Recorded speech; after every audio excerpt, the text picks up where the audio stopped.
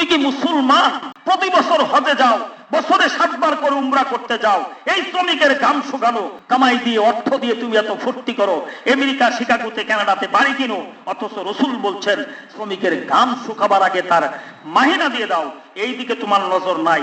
আজকে আমার শ্রমিক ভাইরা রাস্তায় দাঁড়িয়ে দাঁড়িয়ে অনশন ধর্মঘট করে, আর সেই মালিকেরা পুলিশ টাকা দিয়ে কিনে তাদেরকে পাঠিয়ে দেয়, পিটাও, রাস্তা ক্লিয়ার করো। হযরত দাউদ নবী আলাইহিস সালাতু ওয়াস সালাম তিনি নিজ হাতে কাজ করতেন। তাফসীরে আছে তিনি যুদ্ধের পোশাক বানাইতেন, যুদ্ধের অস্ত্র বানাইতেন, এগুলো বিক্রি করতেন। এক ভাগ নিজের সংসারের জন্য, আরেক ভাগ তিনি দান খয়রাত করতেন। সুবহানাল্লাহ, সুবহানাল্লাহ। 3 ভাগের 2 ভাগ দান করতেন আর 1 ভাগ খরচ করে সংসার চালাইতেন। আল্লাহর নবী দাউদ আলাইহিস সালাম, অথচ ছিলেন তিনি সেই দেশের বাদশাহ। শ্রমের মর্যাদা দিতে গিয়ে আল্লাহ পাক কোরআনে ইতিহাস তুলে ধরেছেন, উম্মতে মুহাম্মদী তথা বিশ্ববাসীকে শিক্ষা দেওয়ার জন্য নবীরা শ্রম দিয়েছে, নিজের হাতে কামাই করেছে। একদিন রোজা থাকতেন, আরেকদিন তিনি রোজা ছাড়তেন, সারা জীবন এইভাবে তিনি কাটিয়েছেন এবং তিনি রাষ্ট্রীয় কোনো ভাতা নিতেন না। সুবহানাল্লাহ। এত বিশাল রাষ্ট্রের রাষ্ট্রনায়ক থাকা অবস্থায় তিনি রাষ্ট্রের কোনো ভাতা না নিয়া তিনি নিজ হাতে যুদ্ধের পোশাক বানাতেন। সেই লোহার পোশাক আপনার তরবারির আঘাতকে প্রতিহত করতে পারে, ঢাল বানাতেন। এত কঠিন কাজ, যেটা কামারের কাজ। তখন তো আর ওই শিল্প কারখানা ছিল না, সুইচ টিপলে বেরিয়ে আসে, সব হাতে করা লাগতো। আমাদের দেশে কামাররা কুদাল কুড়াল যেভাবে হাতে বানায়, এরকম কঠিন কাজ তিনি করতেন। হযরতে দাউদ আলাইহিস সালাতু ওয়াস সালাম। সম্মানিত দিনী ভাইয়েরা আমার, এবার আসেন কানা সাবু রাসূলুল্লাহ সাল্লাল্লাহু আলাইহি সাল্লাম উম্মালু আনফুসিহিম। সহিহ বুখারীর 730 নম্বর হাদিস।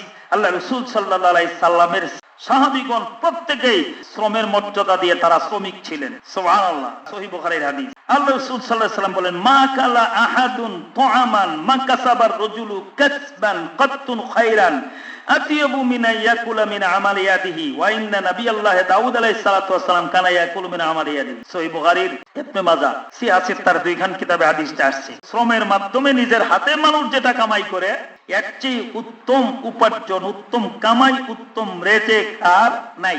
এখানেও বলছে আল্লাহর নবী দাউদ আলাইহিস সালাতু ওয়াস সালাম সশ্রমে নিজের উপার্জন, তিনি নিজের পরিবারের সমস্ত খরচা, খাদ্য সবকিছু তিনি জোগাড় করতেন সশ্রমের মাধ্যমে, নিজের শ্রমের মাধ্যমে। সুবহানাল্লাহ বলেন না। সম্মানিত দিনী ভাইয়েরা, আল্লাহ রাসূল সাল্লাল্লাহু আলাইহি সাল্লাম আরো হাদিসে বলেন, ইয়াকুযাহাতুকুম হুবুলাহু ফায়াতি বিহুজমাতিল হাতাবি আলা যাহরিহি ফায়াবিউহা ফায়াকিফাল্লাহু বিহা ওয়াজহাহু খায়রুল লাহু মিন আইয়াসালান নাসা আতুহু আও মানাউ। আল্লাহ রাসূল সাল্লাল্লাহু আলাইহি সাল্লাম শ্রম বিমুখ মানুষদেরকে ঘৃণা করতেন। শ্রম বিমুখ যারা বসে বসে খায়, কোনো কাম নাই, কাজ নাই, বাবার আছে চলবে, এদেরকে রাসূল ঘৃণা করতেন।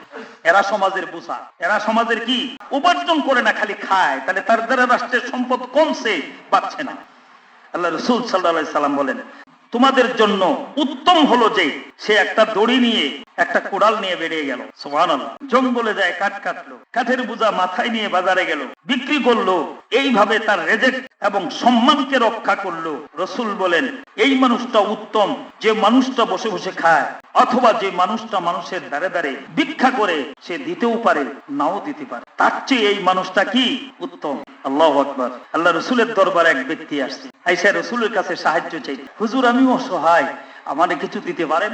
সহিহ বুখারীতে আসছে গণনা, আমারে কিছু দিবেন? কেউ দিতে পারেন? আল্লাহ রাসূল বললেন, তুমি শক্তিশালী জওয়ান, তুমি সাহায্য চাইতে আসছো, তোমার কি কিছু নাই? কয় না হুজুর আমার কিছু নাই। আর বাড়িতে কিছু নাই? হুজুর বাড়িতে আছে একটা কম্বল আর একটা বাটি, পানি খাওয়ার একটা বাটি আর একটা কম্বল, যেটা অর্ধেক বিছাই অর্ধেক গায়ে দিই, এছাড়া আমার আর বাড়িতে কিছু নাই। দেখেন, ভালো করে খেয়াল করেন শ্রমের মর্যাদা, শ্রমের গুরুত্ব, শ্রমের প্রতি রাসূল কতটুকু উদ্বুদ্ধ করেছেন বিশ্ববাসীকে। বাড়িতে যাও, বাটি আর কম্বল নিয়ে আসো। বাড়িতে গিয়া বাটি আর কম্বল নিয়ে আসছে। আসার পরে রাসূল দুইটা হাতি দিয়ে বলতেছে, এই তোমাদের মধ্যে কে আছে নিলামে উঠাইছে এই কম্বল আর বাটি দুইটা কিনবে? একজন কয়, হুজুর পুরোনা জিনিস তো, আমারে দিলে 1 দিরহাম দিতাম। 1 দিরহাম বর্তমানে 33 টাকা যেটার মূল্য, তখন তো কত কম ছিল। রাসূল বলেন, আরো কেউ আছো? আর একজন দাঁড়ায়, হুজুর আমি 2 দিরহাম দেব। আল্লাহ রাসূল বিক্রি করে ফেললেন। বিক্রি করে ওই লোকটাকে 1 দিরহাম দিলেন। তুমি বাজারে যাই কিছু খাবার কিনে বাড়ি তুমি খাই আসো, বাড়িতে দিয়ে আসো। 1 দিরহাম রাসূল রেখে দিলেন। বেচারা বাজারে 1 দিরহাম দিয়া খাবার টাবার কিনে বাড়িতে নিয়ে পরিবার নিয়ে খাইয়ে, উপোস পরিবার, তাদেরকে খাওয়াইয়া রাসূলের কাছে চলে আসছে। আল্লাহ রাসূল তারে বাজারে সঙ্গে নিয়ে কুঠার কিনে দিলেন, একটা কোড়াল কিনে দিলেন। আল্লাহ রাসূল সাল্লাল্লাহু আলাইহি সাল্লাম একটা রশি কিনে দিলেন। এখন জঙ্গলে যাও, কাঠ কাটো, বিক্রি করো। আল্লাহ রাসূল সাল্লাল্লাহু আলাইহি ওয়াসাল্লাম তাকে পাঠাই দিলেন। যুবক বেচারা কোরাল নিয়ে, রশি নিয়ে জঙ্গলে গেছে, কাঠ কাইটে বাজারে নিয়ে বিক্রি করছে। বিক্রি করে পরিবার চলতেছে, ঋণ টিন যা ছিল সব পরিশোধ করছে। 15 দিন পরে আল্লাহ রাসূলের দরবারে যুবক আসছে। এই কি খবর, তুমি না সেই যুবক কোরালওয়ালা? যে হুজুর, আসো আসো। কাছে ডেকে নিয়ে রাসূল আদর করছে। আল কাসিবু হাবিবুল্লাহ, শ্রমিক হলো আল্লাহর বন্ধু। জুড়ে বলেন সুবহানাল্লাহ। প্রেসিডেন্টের মাথায় রাসূল হাত দিছে, এটা না। কার মাথায় হাত দিছে? শ্রমিকের মাথায়। ম্যানেজারের মাথায় হাত দিছে না, শ্রমিকের মাথায় রাসূল হাত দিয়েছেন। হাত দিয়ে আদর করেছেন, বুকে জড়ায় ধরেছেন। ঘর্মাক্ত শরীর রাসূল বুকে জড়ায় ধরছেন। কি খবর তোমার? ইয়া রাসূলুল্লাহ, 15 দিনে আমি সব ঋণ পরিশোধ করছি। আমার পরিবার আজকে স্বাচ্ছন্দ্যে যা চাচ্ছে খেতে পারতেছে। ইয়া রাসূলুল্লাহ, আমি 100 দিনার দিরহাম জমাই ফেলছি। সম্মানিত দিনী ভাইয়েরা, আরেকটি হাদিস আসছে তার গীবত তার হিবে। আল্লামা ইমাম মুনজিরি রাহমাতুল্লাহ আলাইহি তার কিতাবে হাদিসটা আনছেন। হাদিসটি সহিহের জন্য আমি বলছি। মাররা আলান নবী সাল্লাল্লাহু আলাইহি ওয়াসাল্লাম রাজুলুন ফারা আসহাবু রাসূলুল্লাহ সাল্লাল্লাহু আলাইহি ওয়াসাল্লাম মিন জালাদিহি ওয়া নাশাতি ফাকালু ইয়া রাসূলুল্লাহ লাউ কানা হাযা ফি সাবিলিল্লাহ فقال رسول الله صلى الله عليه وسلم إن كان خرج يسعى على ولده سجار فهو في سبيل الله وإن كان خرج يسعى على أبوين شيخين كبيرين فهو في سبيل الله وإن كان خرج يسعى على نفسه يعفها فهو في سبيل الله। এক ব্যক্তি রাসূলুল্লাহ সাল্লাল্লাহু আলাইহি ওয়াসাল্লামের নিকট দিয়ে গেলেন। সাহাবীগণ লোকটিকে তাকায় দেখলেন খুব শক্তিশালী। লোকটি কি খুব স্বাস্থ্যবান, উদ্দীপক, টকবকে যুবক। তাকে দেখলেন। সাহাবীরা বলেন, ইয়া রাসূলুল্লাহ, এই লোকটা যদি আমাদের সাথে আল্লাহর রাস্তায় জিহাদে যাইতো, আমরা অনেক জিহাদে অগ্রগামী হতে পারতাম। যেমন সুঠাম দেহি, যেমন শক্তিশালী, তেমন সুস্বাস্থ্যবান, তেমন টকবকে যুবক। এমন লোক তো শত্রুদের ধরাশায়ী করতে জিহাদের ময়দানে খুব প্রয়োজন। আল্লাহ রাসূল সাল্লাল্লাহু আলাইহি সাল্লাম তখন বললেন, ওয়াইন কানা খারাজা ইয়াসালা ওয়ালাদি সিগার ফাহুয়া ফি সাবিলিল্লাহ। জানো, এই লোকটা শুধু জিহাদের ময়দানে গেলে আল্লাহর রাস্তায় গেল এতটুকু নয়। এই লোকটা যদি তার ছোট ছোট বাচ্চাদের সিগার, তার পরিবারের উপার্জনের জন্য যদি তার শ্রম দেয়, বেরিয়ে যায়, তদুপরি সে আল্লাহর রাস্তায় বেরিয়ে গেছে, সেই সওয়াবই পাবে। আবার রাসূল কি বলছেন দেখেন, ওয়াইন কানা খারাজা ইয়াসা আলা আবওয়াইনে শাইখাইনে কাবিরাইনে। এই লোকটা যদি তার মা বাবার খেদমত করার জন্য, মা বাবার পিছনে ব্যয় করার জন্য, উপার্জনের জন্য সে যদি শ্রম দিতে নেমে যায়, ফাহুয়া ফি সাবিলিল্লাহ, সেও আল্লাহর রাস্তায় বেরিয়ে গেল। ওয়াইন কানা খারাজা ইয়াসা আলা নাফসি ইউফুহা, সে যদি বেরিয়ে যায় শ্রম দেওয়ার জন্য, উপার্জনের জন্য, নিজের পবিত্রতা, সম্মান, ইজ্জত রক্ষা করার জন্য, নিজের খরচ চালাবার জন্য, ফাহুয়া ফি সাবিলিল্লাহ, সেও আল্লাহর রাস্তায় বেরিয়ে গেল। আমি জানি না হাদিসটা আপনাদেরকে বুঝাইতে পারছি কিনা। তরবারি নিয়ে জিহাদের ময়দানে গেল, আল্লাহর রাস্তায় গেল, এই কথাটা সীমাবদ্ধ নয়। যে তার পরিবারের উপার্জনের জন্য ঘর থেকে বের হলো, সেও আল্লাহর রাস্তায় বের হলো। যে তার মা বাবার পিছনে খরচা চালাবার জন্য, উপার্জনের জন্য ঘর থেকে বেরিয়ে গেল, কঠিন থেকে কঠিনতম শ্রম দিয়ে উপার্জন করে মা বাবার খরচা চালালো, সেও আল্লাহর রাস্তায় বেরিয়ে গেল। যে নিজের খরচ চালাবার জন্য, অন্যের কাছে দ্বারস্থ হওয়ার থেকে নিজের ইজ্জত বাঁচাবার জন্য বেরিয়ে গেল, সেও জিহাদের মতো আল্লাহর রাস্তায় বেরিয়ে গেল। সুবহানাল্লাহ। ভাই, আর কি দিয়ে বুঝাবো আপনাদেরকে শ্রমের মর্যাদা? সম্মানিত দিনী ভাইরা আমার রাসূল সাল্লাল্লাহু আলাইহি সাল্লামের জীবনের শেষ কথাটা ছিল, শেষ আমলটা ছিল মিসওয়াক। বলেন, শেষ আমলটা কি ছিল? আম্মা জান আয়েশা সিদ্দিকার কোলে মাথা দিয়ে রাসূল শুয়ে আছেন, জীবন চলে যায়, বারবার ঘেমে যাচ্ছেন, এই তাপমাত্রা বাড়তেছে, কমতেছে। আম্মা জান আয়েশা সিদ্দিকা তোয়ালে দিয়ে মাথাটা মুছে দিচ্ছেন, বারবার ভিজে তোয়ালে দিয়ে মাথাটা, মুখটা মুছে দিচ্ছেন। রাসূলের শেষ আমল ছিল আয়না সেওয়াকি, আয়েশা আমার মেসওয়াক কোথায়? আম্মা জান আয়েশা মেসওয়াকটা এনে দিলেন। রাসূল এত দুর্বল, শুকনা মেসওয়াক চিবিয়ে নরম করতে পারছেন না। আয়েশাকে দিলেন, তুমি এটা চিবিয়ে নরম করে দাও। সুবহানাল্লাহ। দেখেন স্বামী স্ত্রীর ভালোবাসা কি, মরণকালে স্বামী স্ত্রীর ভালোবাসা কি। আম্মা জান আয়েশা সিদ্দিকা নিজে চিবিয়ে নরম করে দিলেন। আল্লাহ রাসূল সেই মেসওয়াকটা ওই অবস্থায় আর ধুইলেন না। রাসূলের মেসওয়াক, কিন্তু তিনি মেসওয়াক করলেন, জীবনের শেষ আমল মেসওয়াক। রাসূল বলেন, আমার উম্মত যদি মেসওয়াকের গুরুত্ব জানতো, তাদের কানের পিঠে মেসওয়াক পাওয়া যাইত, বালিশে মেসওয়াক পাওয়া যাইত, লেপের কোনায় মেসওয়াক পাওয়া যাইত। উম্মত, সুন্নত আমলের ভিতরে শ্রেষ্ঠতম আমল আমার উম্মতের যে কঠিন না হলে আমি প্রত্যেক নামাজে মেসওয়াক করা ওয়াজিব করে দিতাম। এটা সুন্নাহ। এটা কি? বরকতময় সুন্নাহ। বলেন কি? আপনি ব্রাশ করেন দিনে 1-2 বার, কিন্তু প্রত্যেক নামাজের ওযুর আগে কি করেন? মেসওয়াক করেন। সুন্নাত, অনেক মর্যাদা, অনেক ফজিলত। রাসূলের শেষ বক্তব্যটা কি ছিল? আসসালাত আসসালাত আসসালাত ওয়া মা মালাকাত আয়মানুকুম। রাসূলের শেষ বক্তব্য ছিল সালাত। রাসূলের শেষ বক্তব্য ছিল তোমাদের অধীনস্থ শ্রমিকের অধিকার সঠিকভাবে আদায় করো। সুবহানাল্লাহ সুবহানাল্লাহ। শেষ কথাটা ছিল শ্রমিকদের ব্যাপারে। জোরে বলেন না সুবহানাল্লাহ। সহিহ হাদিস আসছে, শ্রমিকের ঘাম শুকাবার আগে আতুল আজিরা আজরাহু ক্বাবলা ইয়াজিফা আরাকাহু। ইবনে মাজাহ 817 নম্বর হাদিস। আল্লাহ রাসূল বলেন, শ্রমিকের গায়ের ঘাম শুকানোর আগে তার মাহিনা দিয়ে দাও। সুবহানাল্লাহ। শ্রমিকের অধিকার আদায়ের জন্য বিশ্বনবী মুহাম্মদুর রাসূলুল্লাহ সাল্লাল্লাহু আলাইহি সাল্লাম কি বলে গেলেন? শ্রমিকের কাতারে দাঁড়িয়ে শ্রমিকের পক্ষে আজকে 3 মাস 7 মাসের বেতন বকে আছে, তাদের সঠিক শ্রম দেওয়া হচ্ছে না, যেই রেটে মাল বিক্রি করা হচ্ছে, বিদেশে রপ্তানি করা হচ্ছে, তার ন্যূনতম চাহিদাটুকু, অর্থাৎ একটা শ্রমিক তার 4-5 জন পরিবার নিয়ে থাকতে পারে, পেট পুরে খেতে পারে, এইটুকু অধিকার তাদের দেওয়া হচ্ছে না। ন্যূনতম সামান্য বেতন দিয়ে তাদেরকে রাখা হচ্ছে, তাও 3 মাসের 7 মাস বাকি। তুমি কি মুসলমান? প্রতি বছর হজে যাও, বছরে 7 বার করে উমরা করতে যাও, এই শ্রমিকের ঘাম শুকানো কামাই দিয়ে, অর্থ দিয়ে তুমি এত ফুর্তি করো, আমেরিকা শিকাগোতে কানাডাতে বাড়ি কিনো, অথচ রাসূল বলছেন শ্রমিকের ঘাম শুকাবার আগে তার মাহিনা দিয়ে দাও। এই দিকে তোমার নজর নাই। আজকে আমার শ্রমিক ভাইরা রাস্তায় দাঁড়িয়ে দাঁড়িয়ে অনশন ধর্মঘট করে, আর সেই মালিকেরা পুলিশ টাকা দিয়ে কিনে তাদেরকে পাঠিয়ে দেয়, পিটাও, রাস্তা ক্লিয়ার করো। সম্মানিত দিনী ভাইরা, মুসলমানিত্ব কোথায় আছে আমাদের? ইমানদারি কোথায় আছে আমাদের?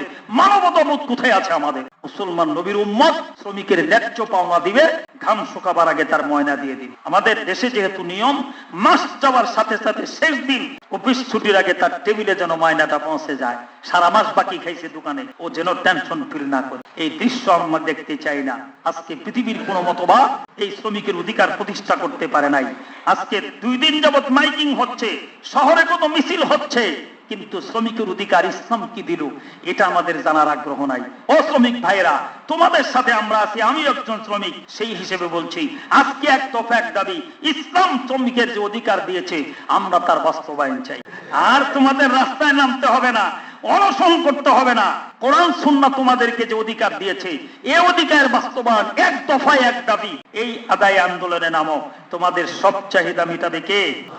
শ্রমিক আর মালিকের সম্পর্ক থাকবে ভ্রাতৃত্ববোধের। তাদের সম্মানজনক পানাহার এবং পোশাকের ব্যবস্থা করতে হবে। রাসূল কি বলছেন? সহিহ মুসলিমের 1283 নম্বর হাদিস। আমি খালি মূল অংশটুকু বলতেছি। আল্লাহ তাআলার কুদরত, এক দলকে মালিক বানিয়েছেন, আরেক দলকে শ্রমিক বানিয়েছেন।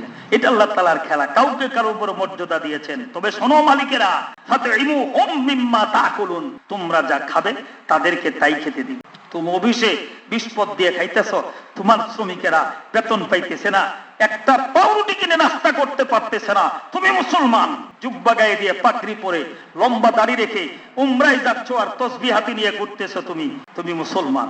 রাসূল বলেন তুমি যা খাবে তাদেরকে তাই খেতে দিবে। সুবহানাল্লাহ। কোন ওয়ালবিসুহুম মিম্মা তালবিসুন, তোমরা যা পরবে তাদেরকে তাই পরতে দিবে। আল্লাহু আকবার। ওয়ালা তুকাল্লিফুহুম মা ইয়াগলিবুহুম ফাইন কাল্লাফতুমুহুম ফাইনুহু, তাদের সাধ্যের বাইরে কোনো কাজ চাপিয়ে দিবে না। তোমরা যা খাবে তাদেরকে তাই খেতে দিবে। তার মাহিনাটা হবে কেমন? আমি যে স্ট্যান্ডার্ডে জীবন যাপন করি ও যেন স্ট্যান্ডার্ডে জীবন যাপন করতে না পারে, আপাতত কাছাকাছি যেন হয়, দূরত্ব যেন কমে। 2 নম্বরে তার পোশাক, শ্রমিক আর মালিকের এক পোশাক। আজকে শ্রমিকের জন্য আমরা আলাদা পোশাক দিই, তাদেরকে আমরা আলাদাভাবে ট্রিট করি। পোশাক দেখেই ট্রিট করি, এটা দারোয়ান, নাইলে এটা নাইট গার্ড, নাইলে এটা সুইপার, নাইলে এটা আপনার কি অফিসের পিয়ন। আলাদা আলাদা পোশাক। নো, ইসলাম এটা বলে নাই। মালিক আর শ্রমিকের পোশাক থাকবে কি? সবাই আব্দুল্লাহ বলেন, সবাই কি? আসলে সবাই আল্লাহর গোলাম, সবাই আল্লাহর কি দাসদের, সবার পোশাক থাকবে এক। 2 নম্বর, দায়িত্বের সামঞ্জস্যতা। দায়িত্বের সামঞ্জস্যতা থাকতে হবে। সম্মানিত দিনী ভাইয়েরা আমার, আল্লাহ রাসূল সাল্লাল্লাহু আলাইহি সাল্লাম বলেন, এক সাহাবী রাসূলকে জিজ্ঞেস করছেন, হুজুর আমার শ্রমিকগুলো, এর ভিতরে কিছু শ্রমিক আছে বারবার বেয়াদবি করে, বারবার উল্টোপাল্টা করে, হুজুর এদেরকে কয়বার ক্ষমা করা যায়? দেখেন রাসূল কি বলছে। আরে ভাই, তোমার মতো বিসিএস ক্যাডার হলে, তোমার মতো বিএসসি ইঞ্জিনিয়ার হলে, ও তো এখানে তোমার আন্ডারে শ্রম দিতে আসতো, বলতো ওর দ্বারাই হলো। কথা বলেন না কেন? বলতো ওর দ্বারাই হবে। শিক্ষা দীক্ষায় কম, ভালো পরিবেশ পায় নাই, যার জন্যই তো ওই 10,000 টাকা বেতনে তোমার গার্মেন্টসে কাজ করতেছে। তো ভুল তো ওর দ্বারাই হবে। কিন্তু মালিক কয়, ইয়া রাসূলুল্লাহ, কতবার ক্ষমা করব আমি তাদেরকে? রাসূল বলেন, আফু আনহু ফি কুল্লি ইয়াউমিন ৭০ মাররাতান। কয় যদি ৭০ বার ক্ষমা করা লাগে প্রতিদিন, তাও ক্ষমা করো। তাদের সাথে রূঢ় আচরণ করো না। জোরে বলেন সুবহানাল্লাহ। আমার নবী শ্রমিকের পক্ষে, নিজে একজন শ্রমিক হয়ে শ্রমিকের অধিকার আদায়ের জন্য বলছে মালিকদেরকে, তারা অপরাধ করবে, ভুল করবে, পরিশ্রম করছে, ভুল হতেই পারে, সুতরাং তাদেরকে ক্ষমা করো। প্রতিদিন। কতবার? প্রতিদিন না প্রতি মাসে? প্রতিদিন ৭০ বার ক্ষমা করো। হাদিসটি, সম্মানিত দিনী ভাইয়েরা, হাদিসটি আসছে আবু দাউদের ২য় খণ্ডের ৩৪১ পৃষ্ঠার সহিহ হাদিস। যে হাদিসটি বলছি, একটা হাদিস নিয়েও কেউ নখ ফোটাতে পারবে না, সবগুলো বেছে বেছে সহিহ হাদিস বলছি। আল্লাহ রাসূল সাল্লাল্লাহু আলাইহি সাল্লাম বলেন, কুল্লুকুম রাইন ওয়া কুল্লুকুম আন মাসউলুন, কুল্লুকুম মাসউলুন আন রাইয়াতিহি। আল্লাহ রাসূল সাল্লাল্লাহু আলাইহি সাল্লাম এর লম্বা হাদিস। তোমরা প্রত্যেকেই রাখাল। বলেন বলেন, প্রত্যেকেই কি? তোমরা সবাই রাখাল। তোমাদেরকে জিজ্ঞাসা করা হবে তোমার রাখালির ব্যাপারে। সুবহানাল্লাহ। টিওনো সাহেব, তুমি রাখাল। তোমার উপজেলার যত মানুষ আছে, ডিসি সাহেব, আপনার ডিস্ট্রিক্টে যত মানুষ আছে, সবার আপনি রাখাল। চেয়ারম্যান সাহেব, আপনার ইউনিয়নে যত মানুষ আছে, আপনি সবার রাখাল। রাখালি ঠিক মতো করছেন কিনা? আপনি বকরি রাখালে সকালবেলা 40টা বকরি গুইনা মাঠে পাঠাইছেন, বিকেল বেলা উঠার সময় 1 2 3 দাঁড়ায় দাঁড়ায় গুইনা উঠাইতেছেন 40টাই।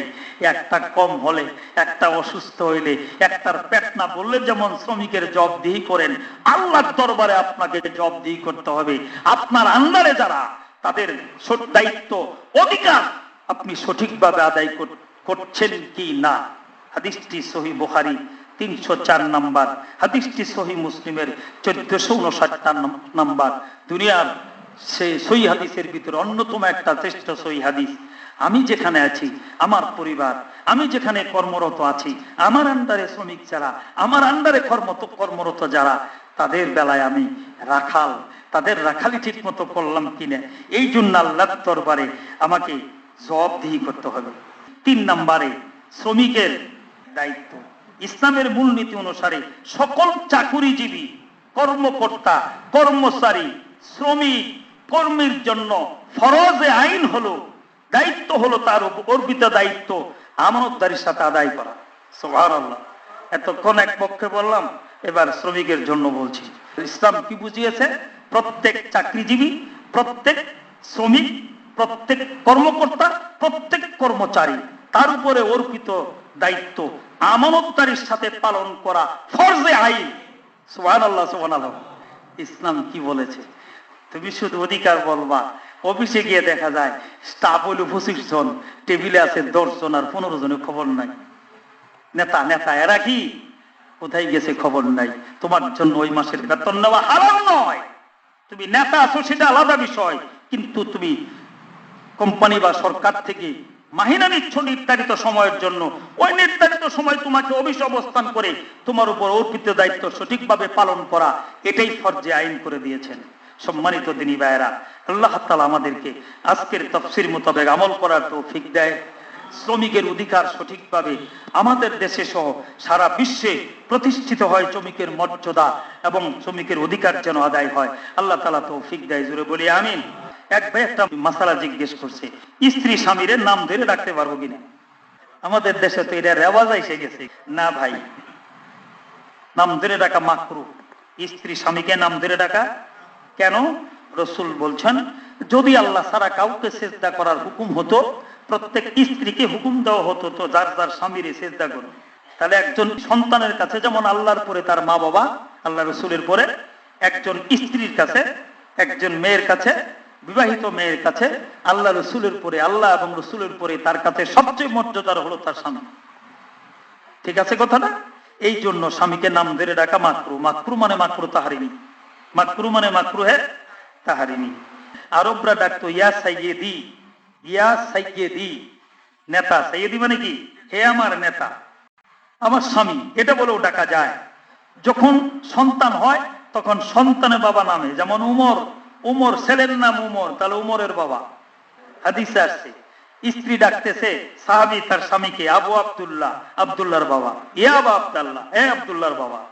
আর সন্তান হওয়ার আগে কি সাইয়্যিদি, সাইয়্যিদি। সাহাবায়ে কেরাম বলতেন যেটা, এটা আমাদের সুন্নাহ, আলাইকুম বিসুন্নতি ওয়া সুন্নাতি খুলাফায়ে রাশিদিন আল মাহদিন। রাসূল বলছেন যে তোমাদের উপর আমার সুন্নত এবং আমার সাহাবীদের সুন্নত। তাহলে সাহাবীরা স্বামীকে ডাকতো সাইয়্যিদি বলে, আর সন্তান হওয়ার পরে ডাকতো সন্তানের বাবা, ওই সন্তানের নাম ধরে ডাকতো। সাহাবিয়ারা এটাই ছিল তাদের আমল, এটাই ছিল তাদের নাম ধরে ডাকা, এটা না পছন্দ। যেমন বাপের নাম ধরে ডাকা যায় না, ডাকা যায় না মর্যাদার দিক থেকে। একজন স্ত্রীর জন্য স্বামীকেও নাম ধরে ডাকা ঠিক না, মর্যাদার জন্য। আমাদের দেশে তো অনেকেই ডাকে, জান করে ডাকে, বিভিন্ন কিছু করে ডাকে, হ্যাঁ সেটা এগুলো করে ডাকতে পারে, কিন্তু সরাসরি নাম ধরে ডাকাটা মাত্র আল্লাহ তাআলা আমল করার তৌফিক দেয়।